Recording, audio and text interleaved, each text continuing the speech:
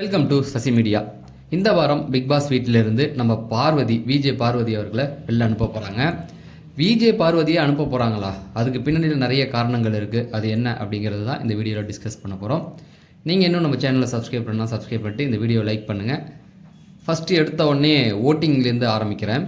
Voting ஒன்றும் பெருசாக ஒன்றும் கிடையாது. 4 பேரோ 5 பேரோ தான் இருக்காங்க. இந்த ஓட்டிங்கில் கானம் வினோத் தொட முடியாத ஒரு உச்சத்தில் இருக்கார். 2 லட்சம் ஓட்டுகளை தாண்டி வந்துட்டார்.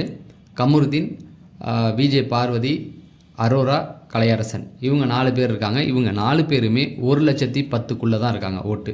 அப்படின்னா அந்த 10,000 ஓட்டுக்குள்ளே ஒரு 2,000 ஓட்டு 3,000 ஓட்டு டிஃப்ரெண்ட்டுக்குள்ளே தான் இவங்க சுற்றி வராங்க. இப்போ இதில் யார் கடைசி இடத்துல இருக்கா அப்படின்னு பார்த்தீங்கன்னா கலையரசன் தான் இந்த வாரம் போவார் அப்படின்னு நிறைய பேர் நினச்சிக்கிட்டு இருக்காங்க. கலையரசன் ஏன் போகணும் அப்படிங்கிறதுக்கு ஒரே கேள்வி என்ன அப்படின்னு பார்த்தீங்கன்னா, கலையரசன் கண்டென்ட்டே கிடையாதுங்க, 0% கண்டென்ட்டுங்க, அதனால் அவரை அனுப்பி தானே ஆகணும் அப்படின்னு கேட்குறாங்க. அரோரா இருக்காங்களே, அவங்க என்ன கண்டென்ட் கொடுக்குறாங்க? அரோரா இருக்காங்க, அவங்க என்ன கண்டென்ட் கொடுக்குறாங்க? ஃபஸ்ட்டு வீக்லேயே போக வேண்டிய அவங்க ஃபஸ்ட் வீக்லேருந்து அவங்க காப்பாற்றப்பட்டுக்கிட்டு தான் வராங்க, ரைட்டா? அதை ஒன்று வச்சிங்க. ஏன் அவங்கள அனுப்பலை?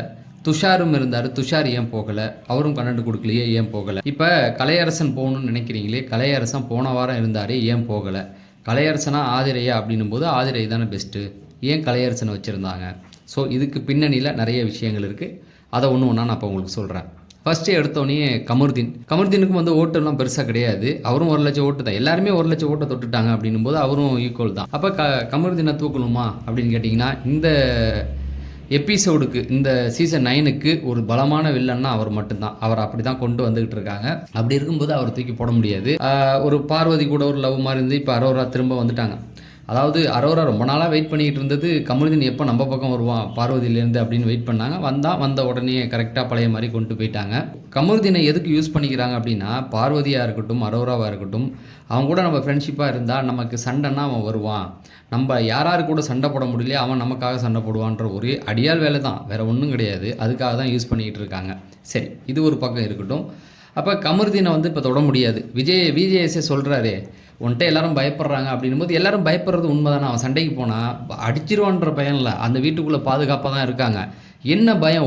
ஒன்றுனா அதிகமாக டேமேஜ் பண்ணுவான், கேவலமான வார்த்தைகளை பேசுவான். நீ வெளியில் அப்படி, நீ ஒரு கழுத்தை திருப்பி விட்டுருவேன், நீ ஒரு பைத்தியண்டா, அப்படி இப்படின்னு பேசுவான்.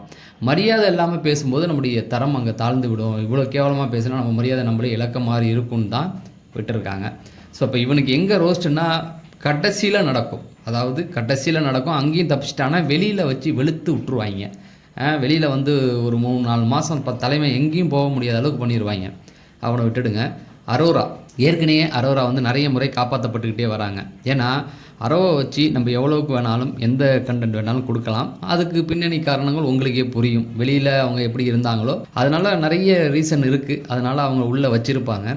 கமருதீன் கூட ஒரு லவ் கண்டென்ட் அவங்கள கொடுக்க வைக்க போகிறாங்க அப்படிங்கிறது தான். அதை வச்சு கேமில் நிறைய மாற்றங்கள் திரும்ப வரும். அதனால் அரோரா கண்டிப்பாக இருப்பாங்க, அவங்கள தூக்க மாட்டாங்க. துஷாருக்கும் அவருக்குமே அரோரா வச்சு தான் போன வாரம் ஃபைட்டே வந்தது. அதை வச்சு கொஞ்ச நாள் ஓட்டலாம் அப்படிங்கிற ஒரு முடிவில் அவங்க இருக்கிறாங்க. அப்படி தூக்கிறதா இருந்தால் அரோராவை தூக்கியிருப்பாங்க. இந்த பக்கம் கலையரசன் எதுவுமே பண்ணலை, எதுக்குங்க வச்சுருக்காங்க அப்படின்னு நிறைய பேர் கேட்குறீங்க. உண்மைதான், அவர் வச்சுருப்பாங்க அப்படிங்கிறதுக்கு போன வாரம் தூக்கணுன்னா அவர் தூக்கியிருக்கலாம், ரைட்டா? ஏன் தூக்கலை அப்படின்னா, ஆதிரியை பொறுத்த வரைக்கும் எஃப்ஜேவை போய் நோண்டிகிட்டு இருந்தாங்க, ரைட்டா? எஃப்ஜேவுடைய கேமை டிஸ்டர்ப் பண்ணாங்க. எஃப்ஜே ரொம்ப ஸ்ட்ராங்கான ரெக்கமெண்டில் இருக்கார். விஜேஎஸோடைய ரெக்கமெண்ட் தான், அதில் எந்த மாற்று கருத்தும் கிடையாது. அந்த அன்பு கேங்கே அவருக்கு வேண்டியப்பட்ட கேங் தான். அதனால் அவர் நோண்டி இருந்தது. ப்ளஸ்ஸு விஜேஎஸ் நான் மரியாதை இல்லாமல் பேசுவேன், பிக் பாஸ் இது பண்ணுவேன்னொன்னே சைலண்ட்டாக வச்சு வேலையை முடித்து அனுப்பி விட்டாங்க. ஓகேங்களா? அதுதான் ஒரு ரீசனாக இருக்கணுமே தவிர மற்றபடி இல்லைன்னா வீட்டிலேருந்து ஏதாவது சொல்லியிருக்கணும்.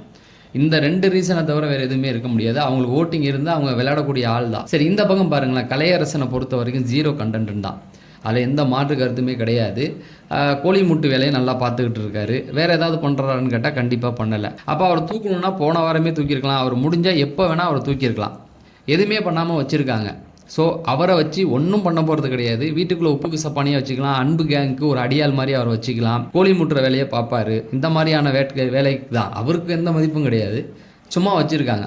விஜய் பார்வதியை ஏன் தூக்கணும் அப்படின்னு பார்த்தீங்கன்னா, விஜய் பார்வதியை பொறுத்த வரைக்கும் கண்டென்ட் ஃபுல்லாக முடிஞ்சு போச்சு. அவங்களால கண்டென்ட் இனிமேல் கொடுக்க முடியாது. விஜேஎஸ் போன எபிசோடில் ஒரு வார்த்தையை ஹைலைட் பண்ணி பேசினார். ஜெயிலில் பேசின மாதிரி குசு குசுன்னு பேசாதீங்க, கொஞ்சம் சத்தமாக பேசுங்கன்னாங்களா. அங்கேயே அவங்க கொஞ்சம் அப்படியே ஒரு மாதிரி ஆயிட்டாங்க. அங்கே உள்ள கான்வர்சேஷன் எல்லாமே நமக்கு காட்டப்படுது அப்படின்லாம் சொல்ல முடியாது. வீட்டுக்குள்ளே ஜெயிலில் ஏதோ நடந்திருக்கு அப்படிங்கிறதுக்கு அவங்க நேற்று பேசிக்கிட்ட சில விஷயங்களே ஆதாரமாக இருக்குது. அவர் என்ன சொல்கிறாரு, நம்ம விருப்பப்பட்டு தானே பேசணுன்றாங்க. இவங்களால பதில் பேசவே முடியல. ஆனால் உள்ளுக்குள்ளே என்ன நடந்ததுலாம் நமக்கு தெரியாது. அவங்க எடிட்டிங்கில் எல்லாத்தையும் மறைச்சிருப்பாங்க. ஓகேவா, உள்ள ஏதோ சம்திங் நடந்திருக்கு. விஜய் சேதுபதி அதை பேசணுன்னு தான் அவங்க கொஞ்சம் டல் ஆகிட்டாங்க. அடுத்த நாளே அங்கேருந்து அவன்கிட்ட வெளியில் வரலான்னு முடிவு எடுத்து வராங்க. அந்த இஷ்யூ பேசினோடனே அவங்க ஒரு மாதிரி ஆயிட்டாங்க. ரைட்டா, அவங்களால ஏற்றுக்க முடியல, தூக்கி போட்டு உடைக்கிறாங்க, அதை அப்படியே நிறுத்துறாங்க. அதுக்கப்புறமேட்டுக்கு அவங்க கண்டென்ட் கொடுக்கல. இது ஒன்று. ரெண்டாவது, நேற்று 2-3 ப்ரொமோலாம் பார்த்துருப்பீங்க. வாட்டர்மெலன் தான் தொடர்ந்து இன்னைய வரைக்கும் வராரு. அந்த ப்ரொமோவில் அது வரைக்கும் அவங்க வந்தவங்கள அப்படியே கட் பண்ணிட்டானுங்க. ரைட்டா, ப்ரொமோவதின்னு அதுக்கு ஒரு பேர் வச்சோடனே நிறுத்தி விட்டாங்க. ஏன் ப்ரொமோவை கட் பண்ணணும், அவங்க எதுவும் கண்டென்ட் கொடுக்கல. நேற்று பார்த்தீங்கன்னா சண்டையை அவங்களும் போட்டிருக்காங்க. ரம்யா கூட சண்டை போட்டாங்க, வாட்டர்மெலன் கூட நின்னாங்க. ஆனால் ப்ரொமோவிலேருந்துலாம் அவங்கள லைட்டாக கட் பண்ணி விட்டுக்கிட்டே இருக்காங்க. ஓகேவா, அதை அவங்களுக்கு என்னன்னா ஒரு டெஸ்ட் பண்ணி பார்க்குறாங்க. இவங்க இல்லைன்னா எடுபடுதா அப்படிங்கிற ஒரு டெஸ்டிங் தான் போயிட்டு இருக்குது. ஓகேங்களா, அவ்வளோதான், வேறு ஒன்றுமே கிடையாது. ரெண்டாவது, இவங்க பெரிய அளவு இனிமேல் அவங்களால கண்டென்ட் கொடுக்க முடியாது. அந்த கமல்ஹாசன் இஷ்யூவில் ஏதோ ஒன்று சம்திங் உள்ளே நடந்திருக்கு அப்படிங்கிறது தான். ரெண்டாவது, இவங்களுக்கு ஈக்குவலாக 2 பேர் உள்ளே வராங்க ஒயில் கார்டில். அந்த ஒயில் கார்டில் 4 பேரில் 2 ஆம்பளைங்க 2 பொம்பளைங்க. ஓகேங்களா, சென்ட்ரா இன்னொருத்தவங்க வராங்க, ஷிவினா சம்திங் ஏதோ ஒருத்தவங்க வராங்க. இவங்கெல்லாம் வரவங்க இவங்களுக்கு ஈக்குவலான ஆள் தான், ஃபைட் பண்ணக்கூடிய ஒரு ஆள் தான். அதனால அவங்களாம் சேனல் ப்ராடக்ட்டை முக்கியம் பண்ணணும். இன்னொரு பின்னாடி காரணம் ஒன்று இருக்குது, அதுதான் ஹைலைட்டான விஷயம். வாட்டர்மெலன் இந்த ஷோவுடைய ஓப்பனிங் பேட்ஸ்மேன் சொல்லுவாங்கள்ல, ஹைப்பை ஏற்றி விடுற ஒரு இதாக தான் அவரை யூஸ் பண்ணுறாங்களே தவிர இவரை ஃபைனல் வரைக்கும்லாம் கொண்டு போக முடியாது, கொடுக்கவும் மாட்டாங்க. அப்படியே ஓட்டு போட்டாலும் கொடுக்க மாட்டாங்க. அப்போ வாட்டர்மெலனை எதுக்கு வச்சுருக்காங்க அப்படின்னு பார்த்தீங்கன்னா, கொஞ்ச நாள் வச்சுருந்து தூக்கி போடுறதுக்கு தான், அவ்வளவுதான், வேறு ஒன்றுமே கிடையாது. அவருக்கு அது பெரிய அங்கீகாரம் தான். இப்போ விஜய் எல்லாருக்கும் தெரிஞ்ச அளவுக்கு இப்போ வந்துட்டார்ல. வாட்டர்மெலனுக்கு சப்போர்ட்டிவாக இருக்கிறது பார்வதி மட்டும்தான். பார்வதி இருந்தால் தான் அவரால் கண்டென்ட் கொடுக்க முடியும் சப்போர்ட்டிவாக. இல்லைன்னா அவர் பாட்டுக்கு அமைதியாக போன வாரம் பார்வதி அவங்க கூட இல்லை, அவர் என்ன பண்ணார் பார்த்தீங்களா, கனி கூட அமைதியாக ஒரு கேம் விளாண்டுட்டு அமைதியாக இருந்தாரா. ரைட்டா, இப்போ அவங்க வந்தவொன்னே தானே திரும்ப சண்டை போடுறாரு. அப்போ வாட்டர்மெலனையும் கொஞ்சம் கம்மி பண்ணி அவரையும் வெளியில் அனுப்பணும். அப்போ அவரால் இவங்க 2 பேரும் வெளில போயிட்டா என்னங்க பண்ணுறது அப்படின்னு பார்த்தீங்கன்னா, வாட்டர்மெலனுக்கு இல்லைன்னா இப்போ வரவங்கல்ல 4 பேர், அவங்களில் ஒருத்தவங்கள ரெடி பண்ணி வச்சுருப்பாங்க. அவங்களுக்கு தெரியும் இந்த 30 நாளில் என்ன போயிருக்கு, யார் என்ன பேசியிருக்கா, இதை வச்சு அவங்க கேமாக கொண்டு போயிடுவாங்க அப்படிங்கிற ஒரு நம்பிக்கை தான். அப்போ வாட்டர்மெலனையும் அடிச்சே ஆகணும். அப்போ பார்வதியை தூக்குனா தான் வாட்டர்மெலன் அடங்குவார். ரைட்டா, அப்புறம் வாட்டர்மெலன் பற்றின சத்தம் அதிகமாக இருக்காது, கொஞ்ச நாள் அமைதியாகிடுவார். பார்வதி போனதுக்கு அப்புறமேட்டுக்கு வாட்டர்மெலன்ட்டேருந்து கண்டென்ட் சுத்தமாக வராது. அவர் பாட்டுக்கு சாப்பிட்டுட்டு யாராவது ஏதாவது சொன்னாங்கன்னா அதை கேட்டுக்கிட்டு ரீல்ஸ் பண்ணிவிட்டு அமைதியாக இருந்துருவார். கொஞ்ச நாளில் அவரையும் தூக்கி போட்டுருவாங்க. ஸோ இதுக்கு தான் பார்வதியை இந்த வாரம் தூக்க போகிறதா செய்திகள் வந்துகிட்டு இருக்கு. ஸோ இது நடக்கிறதுக்கு நிறைய வாய்ப்புகள் இருக்குது. என்னை பொறுத்த வரைக்கும், பார்வதியை பொறுத்த வரைக்கும் இது பெரிய விஷயம் இல்லை. இப்பயே போகிறது எல்லோரும் முதல்ல போகிறவங்க எல்லாருமே சேஃப் அப்படிங்கிறது தான். இருக்க தான் பேர் நாறிக்கிட்டு இருக்கும். பார்க்கலாம் அவங்க என்ன பண்ணுறாங்க அப்படின்னு. இந்த மாதிரி பிக் பாஸ் ரிலேட்டடான நியூஸ் தெரிஞ்சுக்கணுன்னா நம்ம சேனலை சப்ஸ்கிரைப் பண்ணுங்கள்.